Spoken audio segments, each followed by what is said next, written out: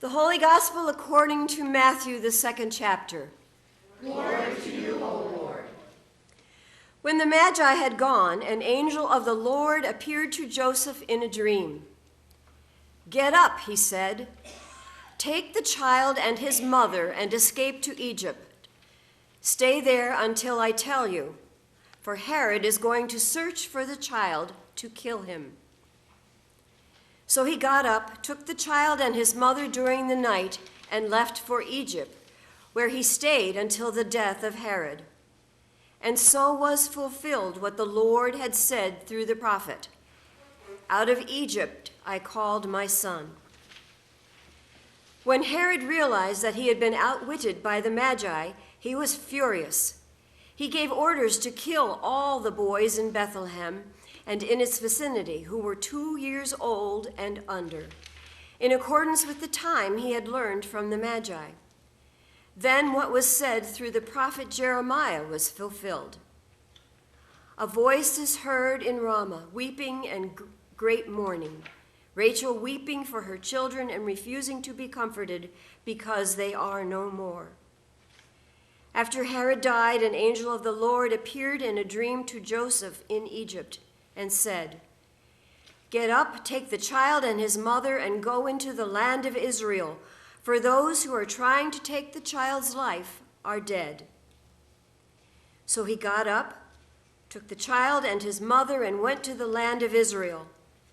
But when he heard that Archelaus was reigning in Judea in place of his father Herod, he was afraid to go there. Having been warned in a dream, he withdrew to the district of Galilee, and he went and lived in a town called Nazareth. So was fulfilled what was said through the prophets, that he would be called a Nazarene. The Gospel of the Lord. Praise to you, O Christ. Who in the world had the nerve to put such a horrible story in the midst of the Christmas story? Really? The slaughter of a whole bunch of innocent children. Oh, come on. That's not the Christmas story. And it says that it fulfilled a prophecy. Does that mean then that God caused it to happen? No, I don't think so.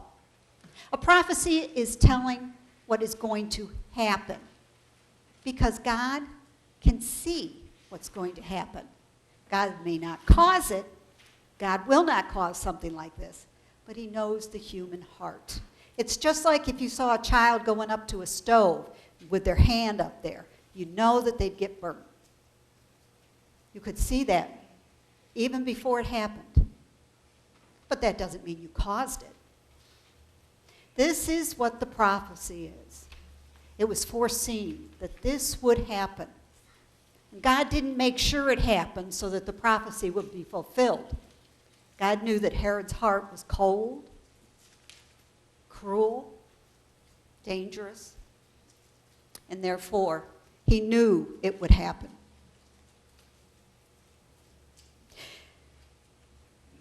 Christmas does not occur in the midst of a sanitized bubble.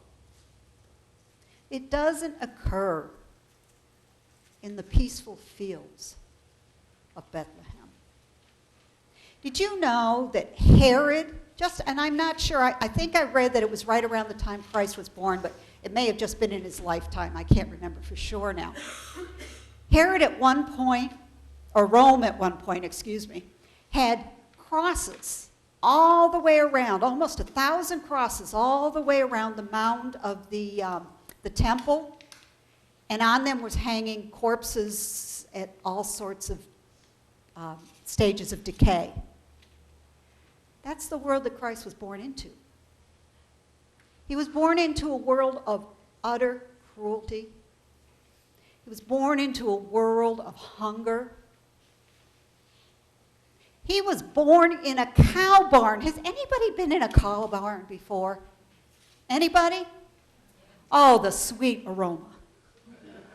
Actually, do kind of like the aroma because I grew up with it, but that sweet aroma, it smells like powder on a baby's bottom, doesn't it? It's just so beautiful. And sterilized, it's perfectly sterilized. No. Not the cow barns you've been in, right? No. What's on the floor? Manure. What's flying around in the air other than the aroma? Flies. What about germs? Are there any germs in it? What about the noise? Is it a nice, quiet place? Frequently not. Frequently not. And yet we have the baby Jesus in a very nice little building with all these colorful characters around him. Blue, it's not a dinosaur, I was told. Blue dinosaur, camel, that's it. Still looks like a dinosaur to me. That's how we picture the Christmas story. And I think we do a great disservice to the world when we do that, because it makes it a fairy tale. It makes it as nice as Frosty the Snowman coming back every year with the new fallen snow. It makes it as nice as Rudolph every year lighting his red nose and taking presents all around the world. It just makes it nice. And that's not the world we live in. We don't live in a nice world. And God didn't come into a nice world to sanitize it or condemn it. He came to live in a world of cruelty, of hurt. He came to live in the mess that we see every day, in the stench of our sin. They actually have Christ going into Egypt, or God has Christ going into Egypt and coming out, which gives us, by the way, a new Moses. It's kind of a nice comparison. But Jesus was not born in a bubble. And neither does he expect us to live in a bubble. I don't believe that Christians are called to live comfortably, nicely, in any different way. We are called to live in the midst of it all, just as Christ did. We are called to live as Christ did in the midst of it, bringing forgiveness, bringing hope, bringing love, bringing healing. This is why I personally have a problem with the whole concept of the rapture. If Christ came down to live in the midst of it, why do we think we will get saved out of it? We're his body. We're supposed to be right here in the midst, bringing hope and healing. That's how I picture it anyway. I don't believe we're in a beam me up Scotty religion. I believe we're in a tough religion. We are in a religion that requires from us more than we are comfortable giving. That requires from us to sacrifice. That requires from us to live amongst the people that we're not comfortable with. To embrace the people we're not comfortable with. To touch the lepers. That's the Christmas story. Let's say you were a captain of a company of soldiers. And you were in the midst of battle. And for just one brief moment, you find a quiet spot behind some wall or in some building so that you can kind of catch your thoughts and regroup and figure out what you got to do next. And maybe even phone in to headquarters. And as you look out around that wall, you see a man laying out there.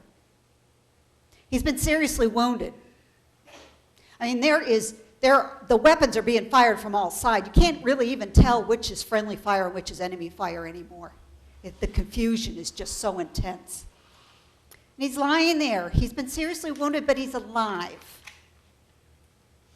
Are you going to stay behind that wall? Or are you going to go get him? That's the Christmas story we have been called to. Let's just take a moment with the Holy Spirit.